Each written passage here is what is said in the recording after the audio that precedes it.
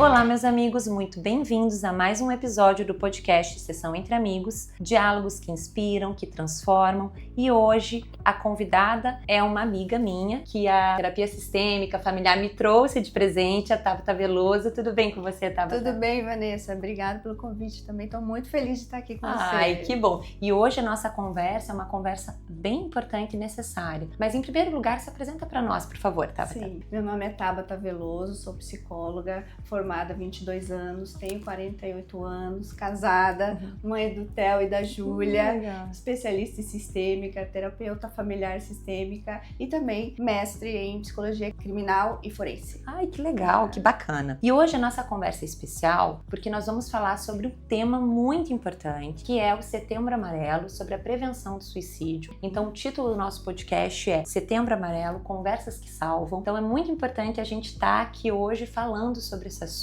né? Ainda quebrando o tabu a respeito, enfim, e tá trazendo aí um sentido maior para a vida e tá orientando os ouvintes, as pessoas que estão nos acompanhando, como lidar, como administrar em situações onde acabam existindo essas ideações suicidas, esses pensamentos e o que a gente pode estar fazendo neste momento, né? Trabalhando e ajudando nessa prevenção. Então vamos lá. Suicídio não é sinônimo de frescura e nem de fracasso, né? A gente tem que começar falando a respeito disso, que quando a gente escuta alguém trazendo, não, isso é frescura, depressão é frescura, não, né? A gente tem que deixar claro de jeito que nenhum. Não é sinônimo disso, não, né? Suicídio é algo muito grave, é algo muito sério, que precisa ser validado, precisa ser acolhido, mas que não é falta de alguma coisa na vida, falta de Deus, frescura, não. Isso é algo que acontece e a gente precisa enfrentar e a gente precisa esclarecer o que é isso, para as pessoas saberem identificar, saberem conhecer e acolher e quebrar tabus. Perfeito. Né? Perfeito. E nós temos que falar abertamente, Tabata, sobre a questão do sofrimento emocional, né? O que é o sofrimento emocional? O sofrimento emocional, ele é um estado interno, né, onde a pessoa sente ali uma dor, né, muitas vezes, que ela pode vir carregada de tristeza, de raiva, frustração, culpa, vergonha, e é um sentimento que a pessoa tem, diferente da dor física que você sente no corpo, essa dor a gente sente na mente ali, né, eu digo a dor da alma, né, mas a gente sente na mente e no coração. Então eu falo aquela ligação que você tem ali, né, dos pensamentos, da mente, que vai trazendo esses sentimentos e que muitas vezes podem ser observados através de alguns comportamentos. Sim. Um isolamento, um cansaço, vamos dizer assim... indisposição, né? Isso. Ou a falta de sono, ou insônia, ou inapetência. Perfeito, falta de apetite, né? Até mesmo uma fala de desesperança. Então, assim, é bem importante a gente... Pessoas ficam mais irritadas também, irritabilidade, ou mais agressivas no momento desse, de solidão e de sofrimento. E também cabe lembrar que o sofrimento é muito particular, né? As emoções são básicas, estão aí para serem vividas, mas o sofrimento interno é muito particular e sofre muita influência da família e do meio onde ele vive. Tá inserido, né? Então, para algumas famílias é mais incentivado esse sofrer. Para outros não, para outros eles escondem, para outros eles têm vergonha, para outros eles abafam, e tudo isso aí são itens que a gente vai aprendendo no dia a dia com a nossa família. A gente precisa identificar cada um deles. Não existe o melhor e o pior. Isso. É o seu, é muito particular. Exatamente, não existe um certo e errado, não, eu digo, não. Existe a melhor forma de você estar administrando aquilo. Exatamente. Certo. Tabata, como diferenciar então a tristeza passageira de um quadro que merece atenção clínica? Explica isso pra gente, até pra gente diferenciar essa questão, né? Então, como eu comentei, existem as emoções básicas e a tristeza é uma delas, como a alegria, como a raiva, como o tédio, né? A gente precisa vivenciar, não precisa esconder, não precisa fugir. Hoje, em tempos de antidepressivos, ninguém mais quer ficar triste. Exatamente. Né? Ninguém se permite mais ficar triste. E é justamente o contrário. Se você se permitir ficar triste, é aí que você não deprime. Isso, né? exatamente. Porque aí você fala, você verbaliza, você coloca em palavras aquilo que você sente. E você coloca aquela tristeza pra fora, Exato. né? Eu digo assim, falar sobre aquilo é colocar aquilo pra fora, Isso, né? você tira do coração e põe na fala. E leva pro outro e traz pro assunto, faz conexões, começa a entender, o outro traz uma nova visão visão, dizer, olha, já sofri assim, já fiz esse tipo de estratégia, como é que foi, que tal pra você? Então falar sobre isso é muito importante e não esconder. E as emoções que estão aí são para serem vividas. A alegria é bom e tem que ser vivida, mas não é só as boas emoções que a gente tem que viver. Exatamente, raiva, frustração, né? Ninguém quer viver, né? Esses dias eu tava frustrada. Não, mas como assim você tá frustrada, Vanessa? Não, eu estou Psicóloga frustrada, né? frustrada. Com isso. Pode, não, eu né? estou frustrada. Sim. Né? A frustração, ela faz parte. Eu tava sentindo ela e quando eu estava falando dela, eu estava colocando ela pra fora, justamente até pra entender o porquê da frustração, como me reorganizar diante dela, entende? E eu não tenho que esconder, não sinto isso. Não, eu estou sentindo isso. E não significa que sentir a frustração naquele momento, ou a tristeza, que a gente chama aqui de tristeza passageira, que ela vai perpetuar pra frente. Eu tô sentindo ela ali e ok. Agora, exatamente o contrário. Isso. Quando você fala, quando você vive, você compartilha, aí você pode dar vazões a essa tristeza e ela vai se reduzindo, vai sedimentando, né? E diferente da depressão ou de um sinais mais graves do suicídio, né? Quando você acorda todos os dias triste, sem motivo, irritado, chateado demais, poxa, e para pensar e não consegue entender o que está acontecendo consigo mesmo. Não tenho motivo, não briguei com ninguém, eu não tive um problema no trabalho e continuo triste. Faço vários movimentos para lidar com isso, e mas essa tristeza não passa. E não passa, ela né? não passa. Eu vou atrás, eu procuro, mas continua. Então esse tipo de tristeza, que daí não é uma tristeza, essa tem que ter uma atenção. Isso. Aí a gente já tá falando já numa patologia, em algo mais grave. Que pode vir a ser uma depressão, ou ter outras questões por trás, né? Outros transtornos, enfim. Mas entender exatamente quando ela começa a ser intensificada, quando ela é constante, quando ela começa a atrapalhar, né, a vida diária, quando ela começa a nos trazer, quando a tristeza nos traz prejuízo. Eu falo, quando começa a trazer prejuízo, eu acredito que aí é o momento da gente dar essa atenção clínica. Sim, e tem que dar, porque tem pessoas que não dão atenção, acabam que não tem mais nem vontade de fazer as atividades de vida diária, tomar banho, se alimentar, né, pentear o cabelo. Então, nesse e que daí corre-se o risco mesmo de ter pensamentos e ideações, quando enfim. chega num ponto desse é um pouco mais grave, mas se você puder identificar anteriormente a isso, você já está fazendo prevenção. Perfeito, perfeito. Quais estratégias de acolhimento, Tabata, nós podemos usar no dia a dia? Consigo mesmo, cuidando de si, pensando no seu sono, na sua rotina diária, cuidando da sua alimentação, identificando suas emoções, autoconhecendo, percebendo que situações, em que momentos eu fico triste, que situações, em que momentos eu fico alegre. Como é que você vai saber se você está triste ou alegre se você não se permitiu viver nenhuma e nem outra? Que situações me trazem raiva, que situações me trazem tédio,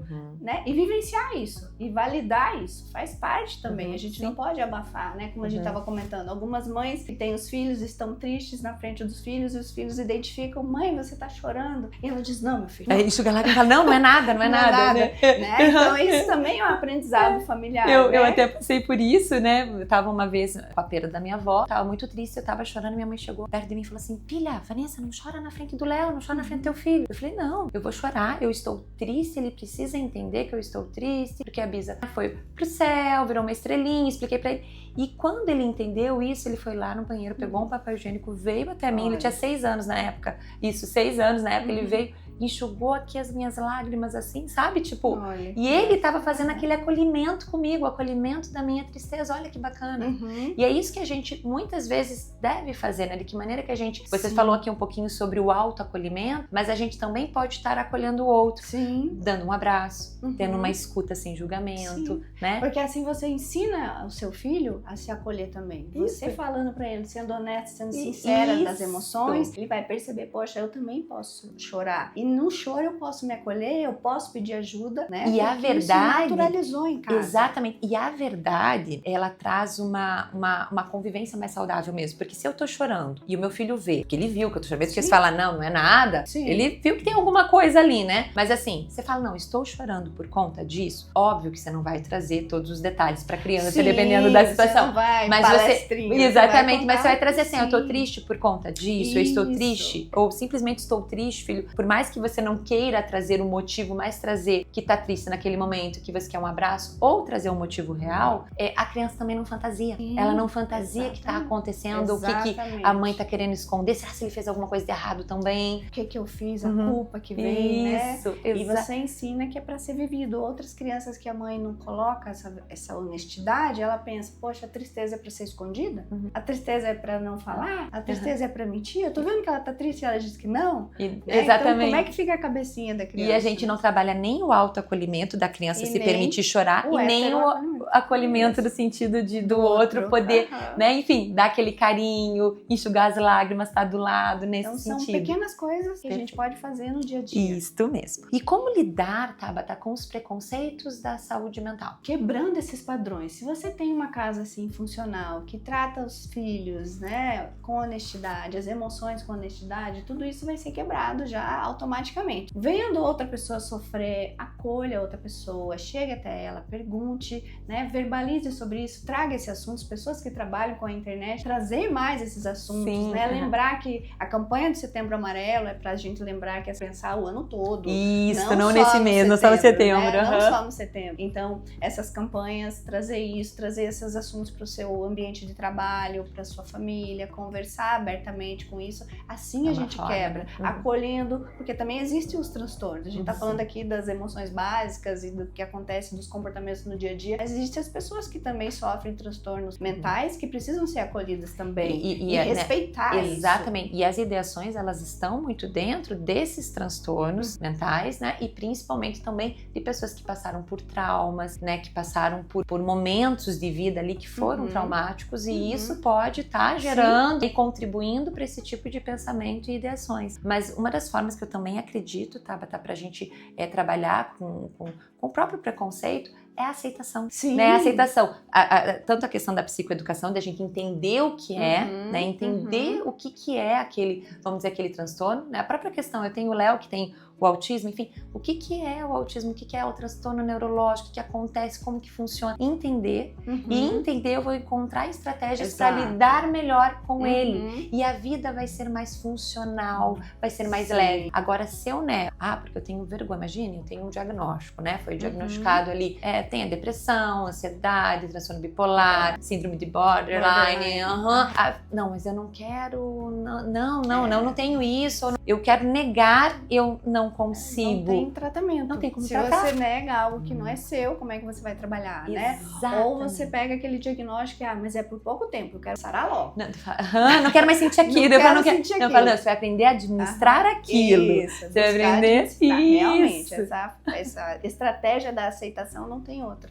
Tem que ser por aí, não tem outro caminho. Se você não aceita, não tem como você trabalhar. Você não acolhe aquilo. A gente não vai acolher só as nossas características boas. Exatamente. A gente tem que acolher todas. Nós somos um indivíduo em conjunto, né? Então as características não tão boas também. Exatamente. Né? Então, a aceitação é um caminho primordial para a gente conseguir trabalhar e elaborar. Senão a gente não vai. E com a aceitação, sim, a gente lida, né, com o preconceito em si e também a gente lida com a forma de administrar aquilo melhor, entende? Tem resultados melhores em relação àquilo, né? Eu falo, minha convivência com o Léo me acrescentou muito, me ajudou muito nesse sentido, até mesmo para eu poder ser a profissional que eu sou hoje, no sentido de entender que existe aquilo e como que a gente vai lidar com aquilo da melhor forma. E a aceitação é a melhor forma. E é diferente de acomodação. Perfeito, né? Perfeito. Não é porque você vai aceitar que você vai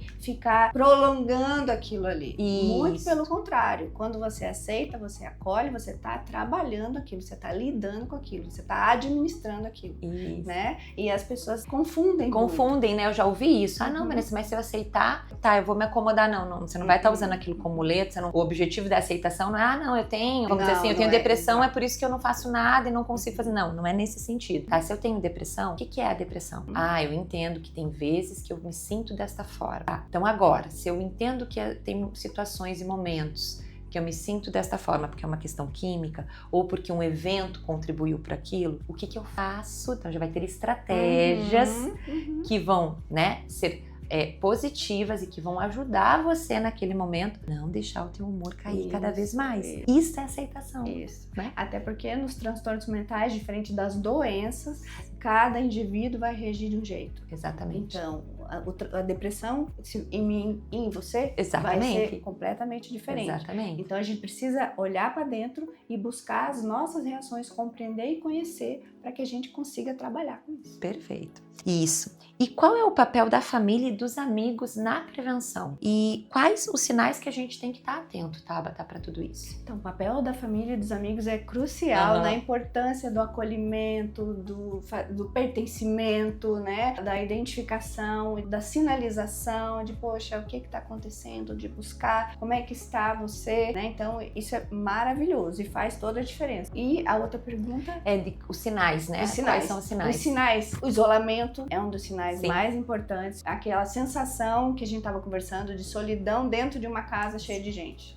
Essa sensação frequente, isso é preocupante. Quando você se sente assim, você acaba querendo se isolar, porque você acha que você não tem graça, que você é uma pessoa que não tem importância, que não chama atenção, que as pessoas não têm interesse de estar contigo, que não tem valor. Aí você começa a se isolar. Porém, esse isolamento só cronifica ainda mais a depressão ou a tua sensação ruim e vai te deixar com uma visão mais reduzida das possibilidades de saída, né? Então, é exatamente o contrário. Você precisa buscar esse teu grupo, essa tua rede de apoio, essa tua família para pedir ajuda. Sim, né? Exatamente isso. E também outros sinais, às vezes o sono começa a atrapalhar, você começa a ter insônia, o apetite, ou você come mais, ou você tem menos apetite, né? A disposição hoje em dia também é outro sintoma importante. Tem pessoas que não conseguem trabalhar, não conseguem levantar da cama, atividades que davam prazer. E daí uma atividade física não dá mais prazer, né? Um jogo de futebol, sei lá, saída com as amigas. Isso. Eu não sinto mais prazer em fazer isso.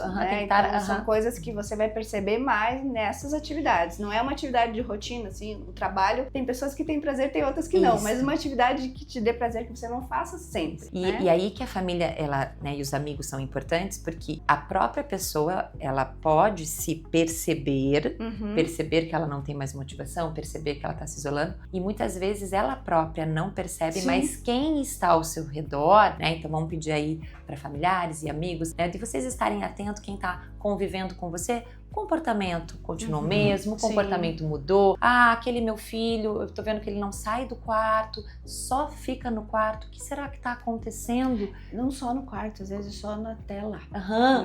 Exatamente. Às vezes tá na sala, mas tá na tela. Tá na tela. Perdeu a conexão com o resto da casa, né? Então, e a gente precisa buscar. Então, esse é o papel dos pais, do grupo, da família. Isso, ele tá atento de perceber essa mudança de comportamento, perceber a pessoa mais irritada, percebeu, enfim, numa constância, né? Não estamos falando aqui de um caso isolado, né? De um momento isolado, mas a pessoa começou a ter esse comportamento de uma maneira constante. Opa, peraí, deixa eu chamar pra conversar, o que eu posso fazer, enfim, pra poder estar ajudando aquela pessoa. Exato. Tá, conta pra nós, Tabata, a importância do autocuidado e essas práticas que vão fortalecer o bem-estar. Então, cuidado consigo mesmo, né? Muitas pessoas que sofrem a depressão ou a tristeza constante ou esse isolamento, eles têm esse cuidado muito com o outro. O outro é importante, eu preciso agradar, a necessidade de agradar, e acabam se colocando em segundo lugar, né? Então essas pessoas têm que se colocar em primeiro lugar. E eles como? Não consigo, foi uma vida inteira assim. Então, cuidando do seu sono, cuidando da sua alimentação, percebendo os seus momentos, fazendo um cuidado maior com a sua casa, com a sua profissão, com as suas relações, né? Às vezes a pessoa não toma consciência do que vive em casa. Exatamente. Tem um relacionamento disfuncional, tem um casamento difícil e naturaliza aquilo como algo que casamento é assim, todo casamento é assim. E aquilo ali tá adoecendo e a pessoa não toma percebendo, e ela não tá, exatamente, ela tem a consciência, ela não percebe aquilo e ela começa a sentir, e vai reproduzindo e vai continuando com aquilo. E acaba que começa a sentir e diz, poxa, eu não tenho motivo. Mas o motivo tá ali, só que ela que não percebe. Então esse cuidado consigo mesmo é muito importante para que a gente possa identificar todas as outras coisas que estão em volta. Não, e esse autocuidado, ele é essencial, né? Que você falou assim, a gente tem que cuidar da gente, até mesmo para depois poder cuidar do outro, porque às vezes a gente cuida do outro e esquece da gente, né? E eu sempre pontuo isso, assim, que independentemente, né, o Léo, ele precisa de muito cuidado, enfim, mas eu nunca deixei de me cuidar, porque uma das, assim, né, uma das questões que eu tenho para mim, assim, pro Léo estar bem, eu eu tenho que estar bem em primeiro lugar. Porque se eu não estiver bem, como que eu vou direcioná-lo? Como que eu vou cuidar dele? Sim. Se eu não estiver bem, Sim. né? É a mesma coisa quando a gente vai viajar de avião, por exemplo, tem Isso, aquela orientação da máscara, né? Aí quando a máscara cair, você coloca. E é engraçado isso, porque assim, ok, a gente sabe que a gente tem que colocar na gente em primeiro lugar, a gente sabe disso. Mas quando a gente tá vivenciando, muitas vezes a gente não administra da forma que precisa ser administrado, que é isso. A gente tem que fazer na gente pra depois fazer no outro. Mas não, às vezes o desespero faz, não, eu preciso fazer pro outro e esqueço ali. E aí acabou, né? Aí já foi, né? Já foi. Sucumbir pelo problema todo, né? Então a gente Exatamente. precisa se colocar em primeiro lugar, cuidar de si e pra poder cuidar do outro. Exatamente. Senão não vai. Exatamente. E Tabata, eu sempre falo assim da importância tanto do autoconhecimento quanto da psicoeducação, né? E como que a terapia pode estar ajudando com essas questões, né? O quanto que a terapia é importante. Fale aqui pra gente um pouquinho. A terapia vai fazer um a gente vai falar demais. Acho que é meio suspeito a gente falar sobre terapia, né? Com certeza.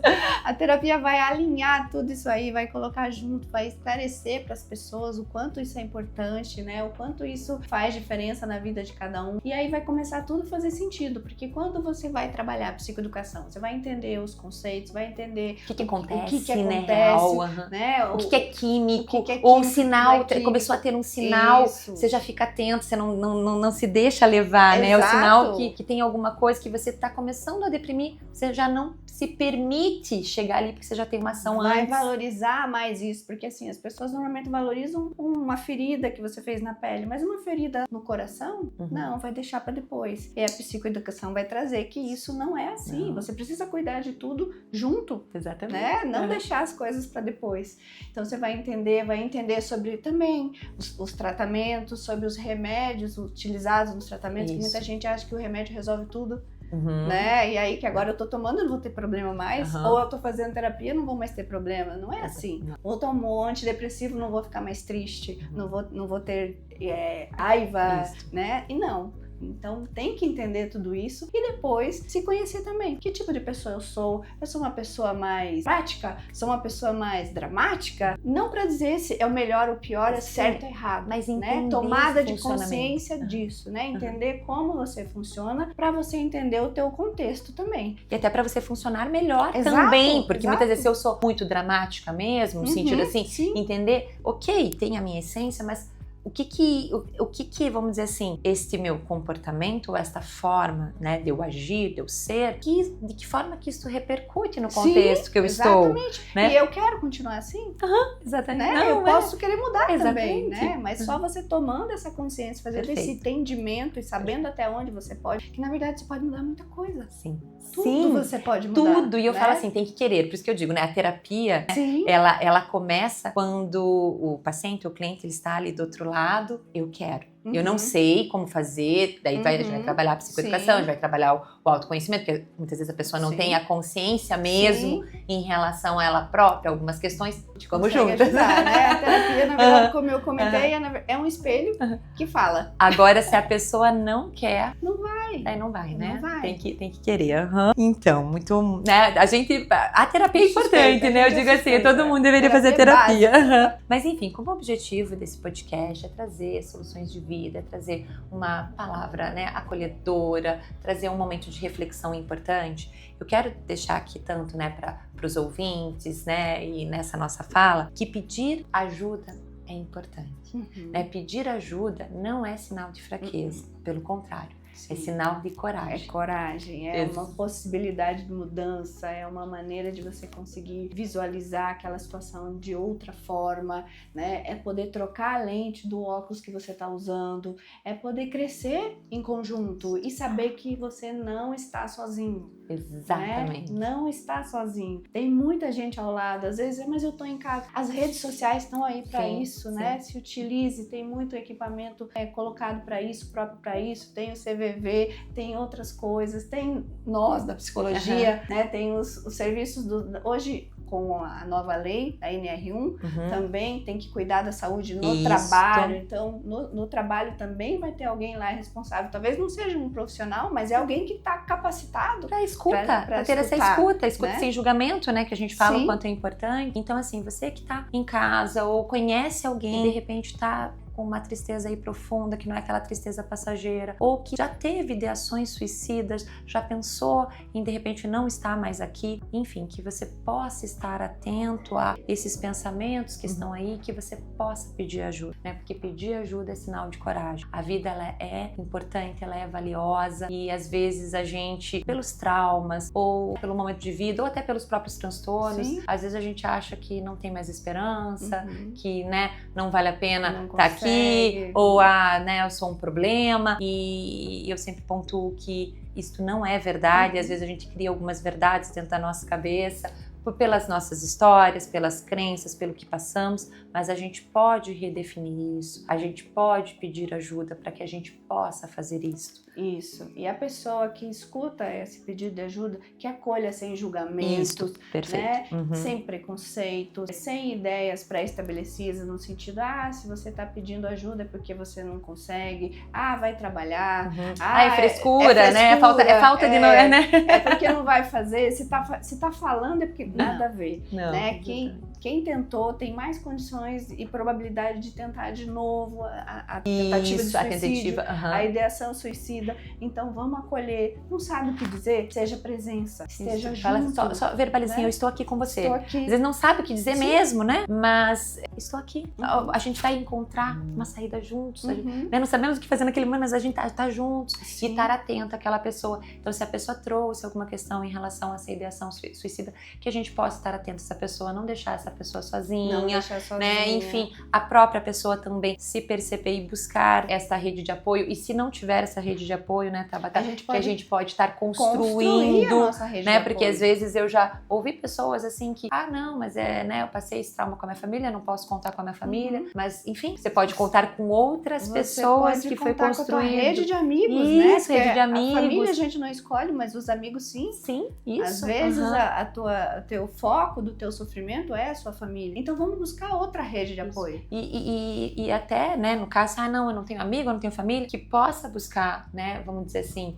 o centro de saúde. O centro de saúde, a igreja, né, o profissional mesmo. Isso, o profissional, o psicólogo, o psiquiatra. E daí você falou, né, do CVV, que tá no número 188, estar buscando lá também. Enfim, estar buscando de alguma forma que vai ter solução, que vai ter saída. Tá ok? Nós estamos juntos nessa. Pode contar com a gente, né? Eu quero agradecer, Tabata, a tua vinda até aqui, a tua fala. Muito né? gostoso, flui o papo de amigos aqui. Espero que isso tenha ajudado muitas pessoas e quem ouviu que multiplique essa informação e leve para outras pessoas que não têm acesso, porque é possível sim. É possível sim. Isso. E se esse episódio te tocou, ou se esse episódio você vê que pode ser importante para alguém, compartilha, encaminha, que, enfim, que vai ser importante. E quem sabe aí a gente possa juntos estar salvando vidas de verdade e poder estar acolhendo as pessoas que realmente isso é necessário, certo? Obrigada, pessoal. Um abraço e até o nosso próximo episódio. Tchau, tchau.